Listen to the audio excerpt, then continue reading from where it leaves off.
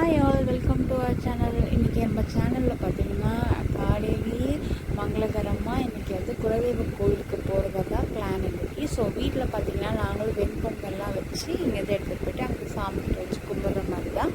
So அதே side போய் பார்த்திங்கன்னா பாப்பாவுக்கு தேவையான விஷயங்களும் நான் ரெடி பண்ணியிருக்கேன். என்னென்னு பார்த்திங்கன்னா அவனுக்கு மத்தியானம் சாப்பிட்றதுக்கு கிச்சடி வந்து எடுத்துக்கிட்டேன். அவனுக்கு அது விரும்பி சாப்பிடுவான். இதெல்லாம் தூங்கும்போது செஞ்சால் தான் நம்மளுக்கு கொஞ்சம் ஃப்ரீயாக விடுவான்.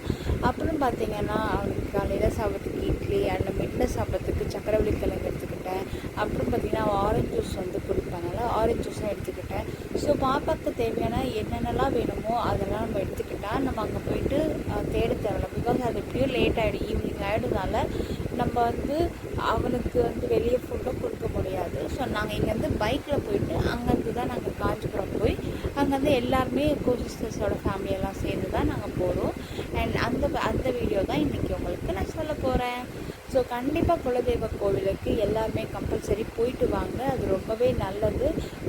மிடில் கிளாஸில் இருக்கிறவங்களுக்கு பிரச்சனை எங்கேருந்து வரும்னே தெரியாது.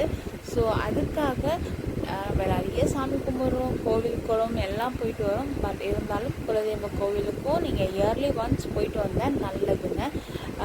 இது ஒரு வேண்டுகோளாகவே எடுத்துக்கோங்களேன்.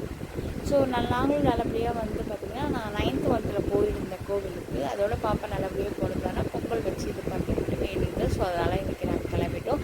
அண்ட் இது பார்த்திங்கன்னா குட்டி இடம் தான் இது. பின்னாடி சுற்றி வயல் இருக்கும், ஒரு வீடு இருக்கும்.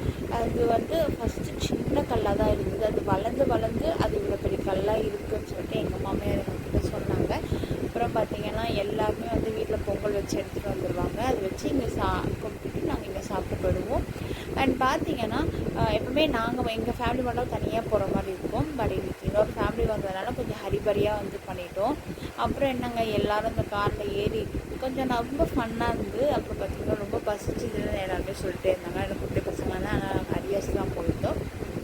இங்கே ஃபுட்டு ரொம்பவே நல்லா இருந்துச்சு. அண்ட் எல்லோரும் சாப்பிட்டுட்டு திருப்பி இந்த காரில் ஏறி நாங்கள் போகிறதாங்க ரொம்ப வந்து உடம்பெல்லாம் ரொம்ப டயர்டாகிடுச்சு. பாப்பாவால் முடியல. இந்த குட்டி பிள்ளை கடைசியாக பாயின்னு சொல்லிட்டு வந்தா உடனே மேட்டு வரைக்கும் கீழே விழுந்துட்டு அப்படியே ஷாக்காகி நின்றுட்டா. சரி ஓகே, போகும்போது வேறு விழுந்துச்சா குழந்தைன்னு சொல்லிட்டு எங்கள் பெரிய கோசிஸ்டர் கூட்டிகிட்டு வெளியே போனாங்க. ஸோ தேங்க்யூ ஃபார் வாட்சிங். பை.